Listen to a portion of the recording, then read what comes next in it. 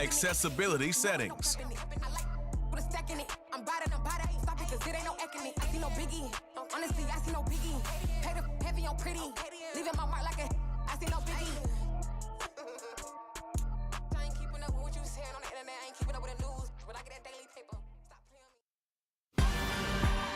This is a special presentation of EA Sports from the Coliseum in Oakland, our tribute to the coach, the John Madden Legacy Game. I'm Brandon Gaudin here to take you through the proceedings, and coming up, we're going to tell the story of a man who was truly larger than life and whose impact on the sport of football certainly is going to live on for decades and decades to come. Now, we've assembled a couple of rosters featuring some of Coach's favorite players from both yesterday and today, and Coach himself will be on the sidelines for both squads, trying to motivate his guys to victory. I'm joined now by my good friend Charles Davis.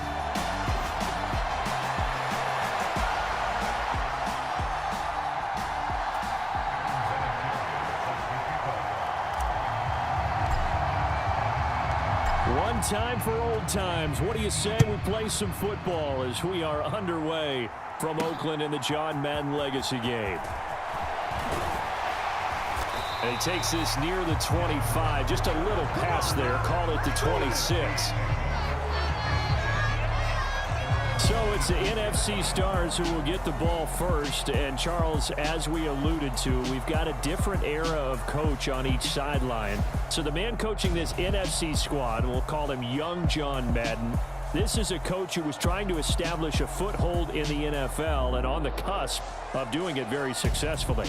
Yeah, you think back to that period, those early days as the coach of the Raiders, the late 60s in the AFL and then in the NFL in the early 70s. Coach was a guy who was ahead of his time. The Raiders were one of the first teams to have mini camps, one of the first to film practice, because he wanted to practice coaching as much as he could. And his teams, they were successful right from the start of his head coaching tenure. So as we mentioned at the top, let's take you through the life of John Madden. And you know, it's very fitting that we're here back in the Bay Area, not just because John's so associated with Raider football, but also because this was where he spent his formative years. Yeah, he grew up over in Daly City with his buddy John Robinson, who would also become an NFL head coach. And he played his high school ball at Jefferson High, eventually wound up playing tackle at the University of Oregon, and later Cal Poly San Luis Obispo. Played well enough that in 1958, he was a 21st round draft pick of the Philadelphia Eagles. That's right, he drafted 30 rounds then. Myles Garrett, credit him with a sack, and it goes as a loss of 6. Now, Charles, you mentioned Coach was a 21st round draft pick back in 1958, was the Philadelphia Eagles who selected him. But unfortunately for John, knee problems, they just continued to dog him. He was hurt in his first training camp, actually never saw the field as a player in the NFL. But it was still during his time with the Eagles, you and I were talking about this before going on air, that you could start to see the light bulb going on for what his career path might entail. And it went on in a big way, didn't it? Because while he was rehabbing his knee, he started to spend a lot of time breaking down film with the Eagles, with quarterback Norm Van Brocklin, the future Hall of Famer and future head coach in the NFL. Remember, Norm Van Brocklin coached with the Falcons, he coached with the Vikings. And was there during that time. I think Coach Madden realized his love of football and love for teaching, combining all that together, and that meant being a football coach. So in 1960, began his coaching career at a small college south of San Luis Obispo called Allen Hancock, and then later at San Diego State University under another legendary coach, the guy who could throw it around pretty well, Don Coryell. Charles, you know, it was in the early 1960s that a young John Madden made the acquaintance of the owner of the Oakland Raiders, one Al Davis, of course, and the two, they really bonded, would become one of the best owner-coach duos in NFL history. And to take it a step further, Al Davis became someone who John referred to as his best friend. Yeah, in 1967, Brandon, Al Davis hired Coach Madden to be a linebackers coach. Remember, this was still the AFL at that point. We had not merged totally with the NFL. And Coach Madden, he paid dividends almost immediately. Helped the Raiders win the AFL title in 1968. And that meant a date for the Green Bay Packers in what was now known as Super Bowl II. But by 1969, at the age of 32, just 32, Brandon, John Madden assumed the mantle of head coach of the Oakland Raiders. And what a ride he, the Raiders, and the NFL were about to go on. So we're through one at the Coliseum in Oakland. 0-0 our score. This is the John Madden Legacy game on EA Sports. Right back to Sanders on first down. Oh, and fine work there as he gets this thing down to the 11-yard line. That good for 19 and a first down. Charles, you talked about John Madden and the Raiders going on a ride. Well, try these numbers on for size. In 10 seasons as a head coach, the Raiders won their division 7 times. They finished second the other 3 times, and he became the youngest coach to amass 100 career regular season victories and is still, to this day, the franchise leader in wins. I mean, to think about it, that's where that rivalry with Kansas City really took root, as did the expression commitment to excellence. And boy, was it personified by the players who played for Coach Madden. On offense, how about quarterback Kenny Stabler, wide receiver Cliff Branch, wide receiver Fred Biletnikoff, tight end Dave Casper, to name a few. How about those great linemen he had? Center Jim Otto, guard Gene Upshaw, tackle Art Shell, all of them in the Pro Football Hall of Fame. And guys on the defensive side of the ball, the Mad Stork himself, Ted Hendricks, Willie Brown, John Matuzak, Otis Sistrunk, and Big Ben Davidson. So many great players, so many great memories. Flushed out right. And he'll just chuck this one up into row G. It's incomplete. Well, it's been a tough go for them. These guys have been driving down the field, but defensively, once they got their backs to the goal line, turned up the pressure, that's going to lead to a 4th down. Well played.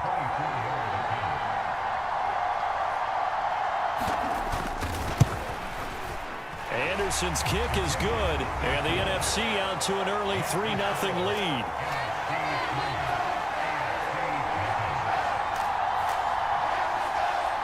So they're able to end that drive with 3 points in this one-possession ball game. And ideally, you want to end every drive with points. Most quarterbacks would tell you, let's end it with a kick, right? A PAT, that's number 1. Field goal you'll take. Punts, you really don't want to do that. In this case, they'll take the field goal and get prepared for the rest of the game.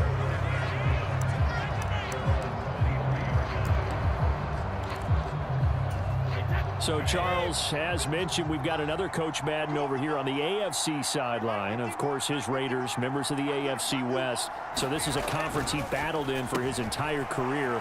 And you think about the landscape of the NFL as he was getting into the back half of his tenure. It was a golden era for coaches. You had Don Shula, Tom Landry, Chuck Noll, Bud Grant. But it was John Madden who had the best winning percentage of them all, CD. 759, the best ever. Brandon, it's hard to believe he could be so successful in a conference with all those great teams. The Steelers won 4 Super Bowls. The Dolphins won 2 and were a mainstay in the playoffs. The Colts were tough. The Broncos came on late and went to a Super Bowl themselves. But against Hall of Fame coaches, John Madden's record, 36, 16, and 2. That's pretty incredible. His Raiders were a factor each and every year. Charles, you think about all the success that John Madden had as an NFL head coach, and he had plenty, and we talked about it, including the 10 straight winning seasons, a Super Bowl title. But like any great coach, he also suffered through a few tough losses along the way as well. And Brandon, those tough losses came in high-stakes games because they always had such great success. Think about it this way. 6 times in his 10 years, the Raiders were knocked out near the AFL championship game or the AFC championship game. There might be a divisional round exit. That's the one that bothered him most of all. Three Rivers Stadium, December 1972. Yes, the Immaculate Reception game. Franco Harris grabbing the ball that was deflected. Almost at his shoe tops, he picked it up and took it in for a game-winning score to give the Steelers a 13-7 victory. And partner, anyone who loves black and silver still doesn't believe that ball hit anyone in black and silver that day, and that play should never have counted. The CD, we spoke of some of the Raiders' tough playoff losses through the decade of the 70s, but for one shining season, they put it all together, and that was 1976. You remember a 13-1 regular season, a memorable playoff win over New England. They dominated the Steelers 24-7 in the AFC title game, and then a meeting with the Minnesota Vikings in Super Bowl 11. Oh, Brandon, what a game that was down at the Rose Bowl in Pasadena. A gorgeous 53-degree day, perfect for football. Raiders got out to a 16-0 lead at the half, and Clarence Davis, no relation, although I would certainly claim him. Strong on the ground, 137 yards rushing. How about Freddie Biletnikoff, the MVP of that game, catching everything that came his way? Kenny Stabler running the offense with precision, and we all remember the one that sealed it. The grand old man himself, Willie Brown, with the laser-focused eyes, picking off Fran Tarkenton and taking it 75 yards for a touchdown. 32-14 the final score. Raiders had their first Super Bowl title, and we got the... And that is caught for an AFC touchdown. Tim Brown in the final seconds of the first half. And the AFC has taken the lead.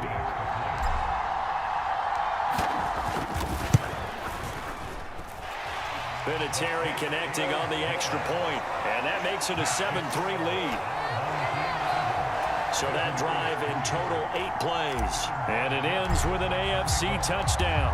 Maybe time for one play on offense. 7 seconds to go in the half as the kick is away.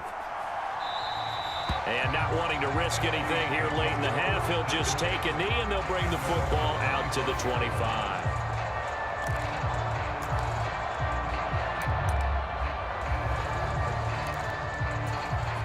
The offense for the NFC ready to get their next drive started.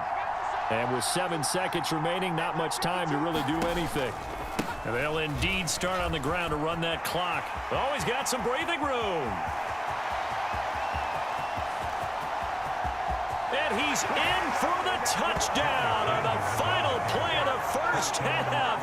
The prayer is answered. How did they get that done? Morton Anderson now for the extra point. And it's through, and that makes the lead 10-7. Coming up in the second half, we'll run through John's post-coaching triumphs. But for now, we present a very special tribute to the man of the hour, narrated by Trey Mosley. And no fireworks to start the half. This will be a touchback.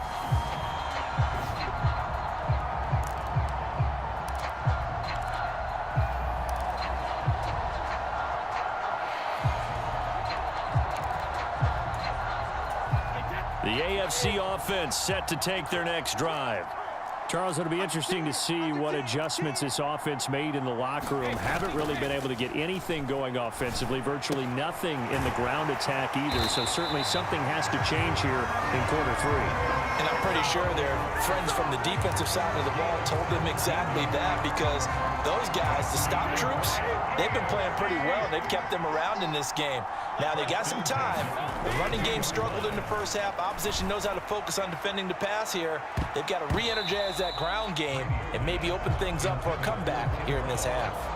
So now, Charles, to pick up the story we've been telling, John Madden at 42. He just completed a 10-year stint as the coach of the Raiders. He wants to step away a bit from the grind of coaching, but he doesn't want to step away from the game of football. So he ends up signing on with CBS in 1979 to try his hand at broadcasting. And much like his coaching career, he was pretty much an instant success. Partner, he really connected with the people right from the start, and people may not remember, he wasn't even on the #1 team in the beginning. He worked his way up. But the same things that made him a great coach made him a great broadcaster. The ability to show the big picture, yet break it down into the details. That's what he did with his teams. That's what he did with the people. That way, he was simple to understand, yet insightful for viewers. And he did with that big personality that he had, one that connected with everyone. Flush to his right. And they'll get 8 out of this before being stopped at the 28. So for Coach Madden, Charles, by 1981, his broadcasting career is really taking off. He's elevated to the network's #1 booth that calls all the big matchups. And he gets the plum assignment of calling Super Bowl 16, 49ers and Bengals, and he's teamed up with Pat Summerall. And that pairing ultimately would go on to be one of the most influential in sports broadcasting history. Influential not just in us listening to them. Remember, they went on and called 8 Super Bowls together. But how they put together kind of the template that all of us broadcasters follow now. Sitting down with the head coaches and the quarterbacks and the stars of each team before a ball game to get extra information. And the way that those two paired together, Pat Summerall, short, concise, to the point, and turned it over to Coach Madden to fill in all the big details. Second down and goal. Brady out to his left. And that is caught for an AFC touchdown. Tony Gonzalez from 6 yards away. And the AFC has retaken the lead. This is why a lot of play callers love play action in this spot. You just want to freeze the linebackers just for a second. Then you got a chance to get a quick pass into your tight end right behind them for a touchdown. Vinatieri able to tack on the PAT. And the lead is now 14-10.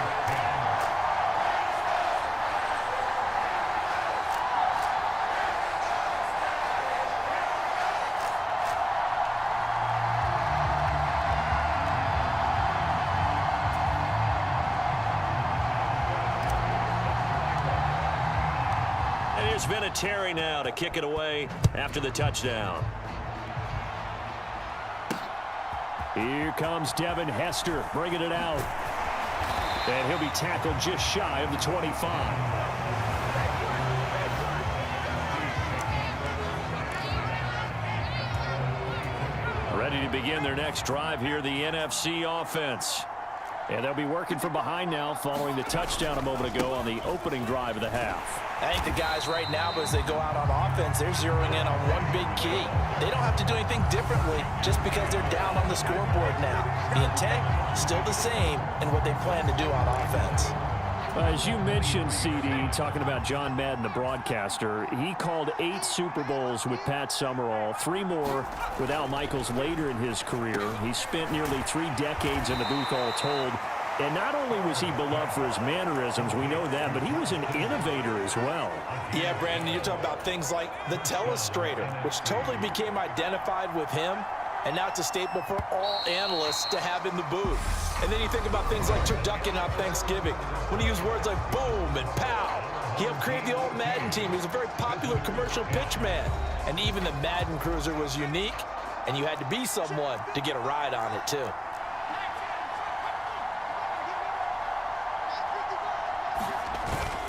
On 1st and 10, it's Sanders. And that'll hurt the average a bit as this time they're able to get him behind the line. Now, CD, we did get a little ahead of ourselves talking about John Madden, the broadcaster in the 90s and 2000s, because there was another product during that time period that he became quite famous for, and it's something that you and I know a little bit about, and that's the video game that bears his name. Originally John Madden Football when it was first released back in the late 1980s, and now known the world over simply as Madden.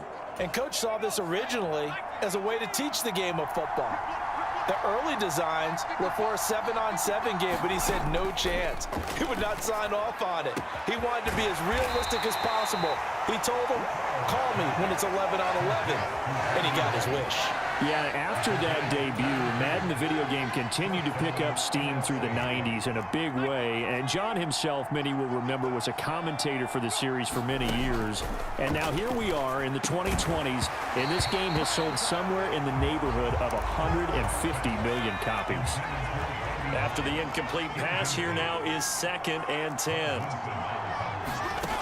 Here's Favre to throw. That'll be caught. It's Kupp. And they'll have it in the red zone before he crosses over out of bounds. So from the 17 now, here's a 1st and 10. From the red zone now, they'll look to throw. This will be caught by Randy Moss. And he's going to be marked down just outside the 10. It'll go down as a gain of 6, and it'll be 2nd down. So 2 minutes to play in the John Madden legacy game. The AFC trying to finish this one off. We're back to Oakland after this.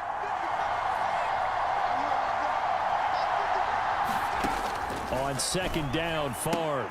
That's complete right around the 8. A 5-yard gain, and now they're set up 1st and goal.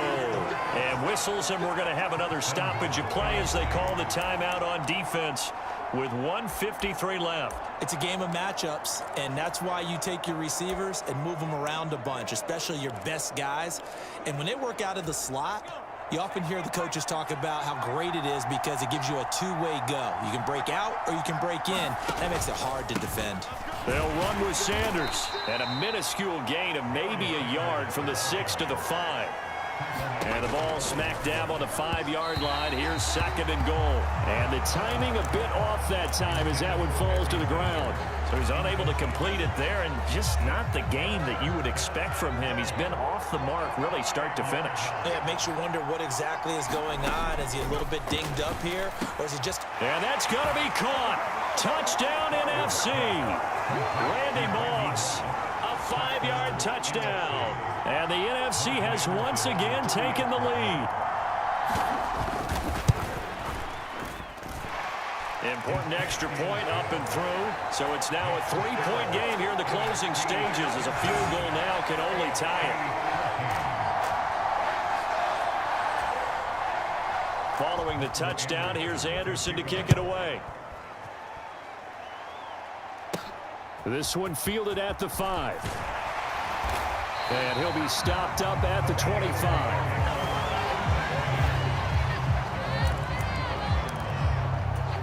The offense for the AFC set to go now. So remember, Charles, last time they were out here, they scored, but they just saw the opposition score, and they're trailing right now, so they're trying to keep pace here. They need a touchdown drive. Well, if you're a fan of offense, you're loving this, but if you're a fan of defense, this is tough to watch, and it's also tough to keep that up when you just watch your opponent march down the field on a scoring drive that lasts into double-digit snaps. You need a score here, not just to follow the momentum from your last drive, but put the onus back on your opponent. And that's what they're doing right now, swapping that onus back and forth. Brady to throw. And the throw left sideline here is caught, but they'll rule it incomplete. Couldn't keep his feet in. Second down.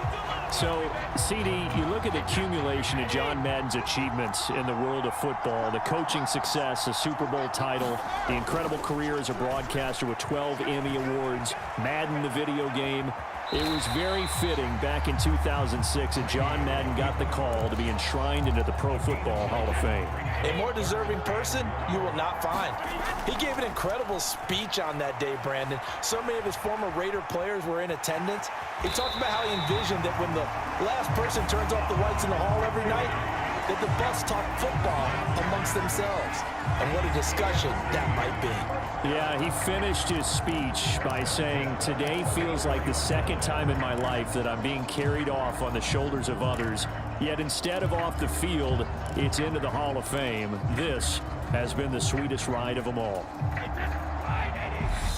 Now the AFC going to take a timeout. It's their second as the clock stops with 23 seconds to go in the game.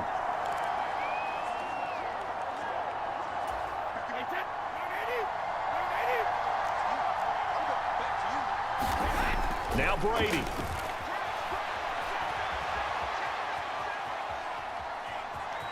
And he'll go out of bounds right around the 40.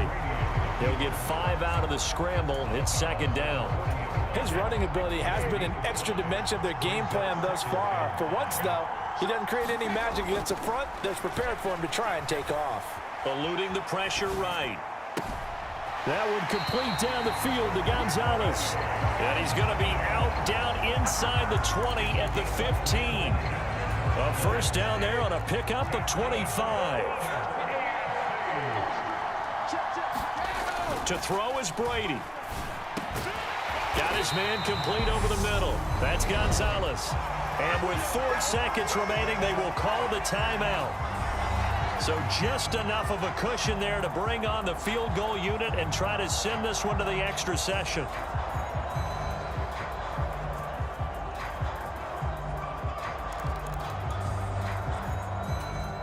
Only way to get the lead here, of course, with a touchdown. And that's what they're gunning for on first and goal. One final try now for Brady. And he is going to go down. Back at the 11. So it's a win here for the NFC. Just an incredible afternoon of football and remembering the life of John Madden. And before we go, one final message. And for all of us at EA Sports, this one's for you, Coach.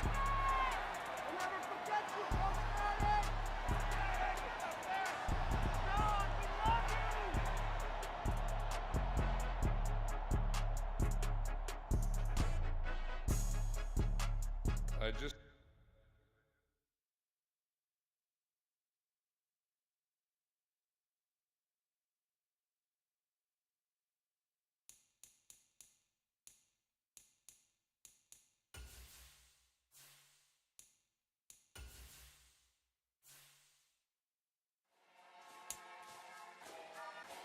Time to decide how you're going to be.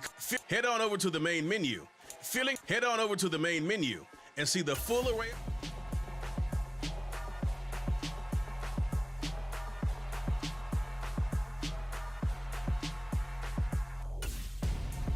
I'm Gonzo. Got your best friend hanging out the arm though.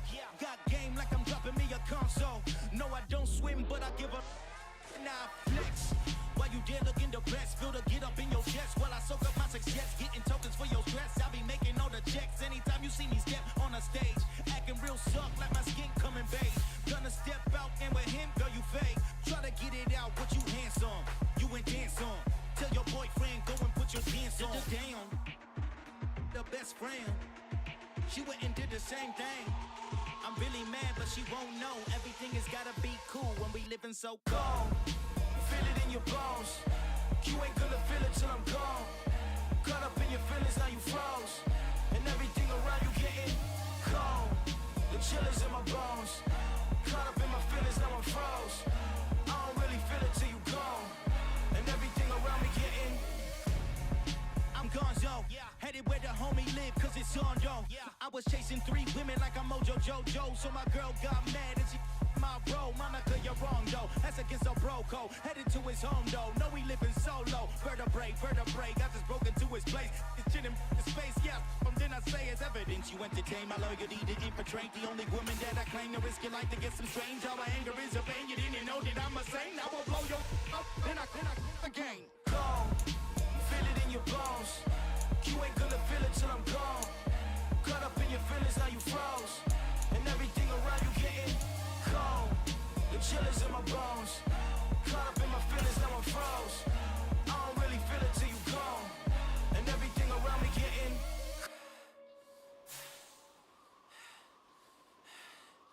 cold.